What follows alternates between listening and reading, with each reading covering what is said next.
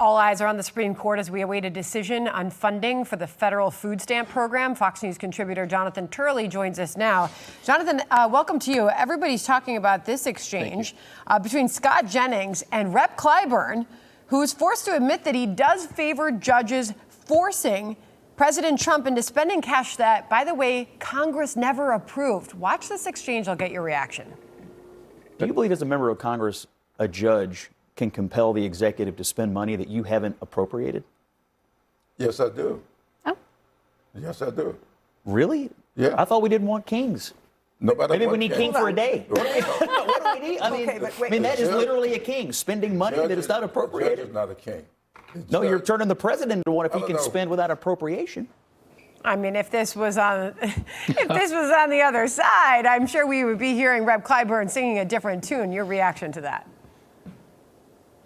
Yeah, it's an extraordinary moment, and that really did capture it. You have a judge here saying, find the money, and and Congress will make it right later. What the administration is saying is that Congress has committed this money to various programs, and if we take the money from those programs, those are unfunded. So it's a double whammy in that you're asking me to spend money in a way that was not appropriated and to take money from a way that was appropriated. And the district court just sort of shrugged and said, well, do it, and Congress will make it right later.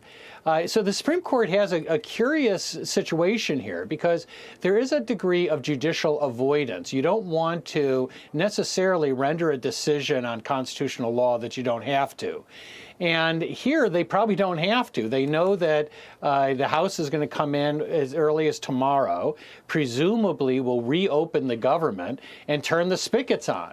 And so the question is whether the justices would prefer to kick this can down the road, at least for 24 hours, where this would then be declared moot.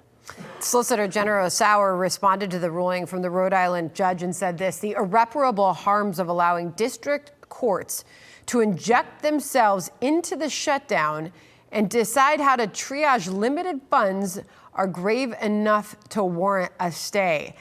Considering his role in this White House, what does that tell you about where they're going to take this next, Jonathan? Well, they're clearly gearing up for a fight here. This is becoming part of a broader issue for them. It's really not about SNAP. Actually, the administration has been working with judges as to how to fund this. And now, of course, the government's about to reopen, so it'll become a moot point. But this is part of a broader issue, that they feel like this is a Lilliputian attack, that you've got hundreds of district court judges that are effectively running parts of the executive branch or enjoining it with national injunctions. And the Supreme Court has sided with the administration on that. They've pushed back, and they've told these district courts that they've got to be careful here, to leave to the political branches what is left to those branches and to focus on the issues at hand. This is as far as a district court could conceivably go in ordering a president to use his discretion to move funds around in the executive branch. And that does not sit well with many people in the administration. I want to finish off with these words from Senator Schumer, who decided to jump in and rip the president for the Supreme Court ask here. Senator Schumer said this. In another act of brazen cruelty, the Trump administration is going to the Supreme Court again to prevent hungry kids from getting fed. The cruelty of this administration is endless. Considering 42 million Americans do depend on these SNAP benefits, putting on your political hat for the last few minutes here, Jonathan, I mean, when they present it like that, are they winning with the American public on this issue? It's hard to say, because Schumer is the one that kept on refusing the clean CR, and this would not have been an issue.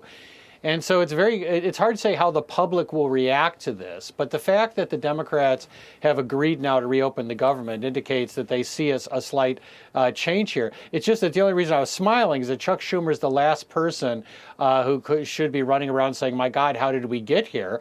I mean, he's the captain on this Titanic, and he was steering towards the iceberg. And so I'm not sure that he's the best person to be making this objection. Fair enough. Said as only you can say. Jonathan Turley, thank you so much for that. Hey, Sean Hannity here. Hey, click here to subscribe to Fox News YouTube page and catch our hottest interviews and most compelling analysis. You will not get it anywhere else.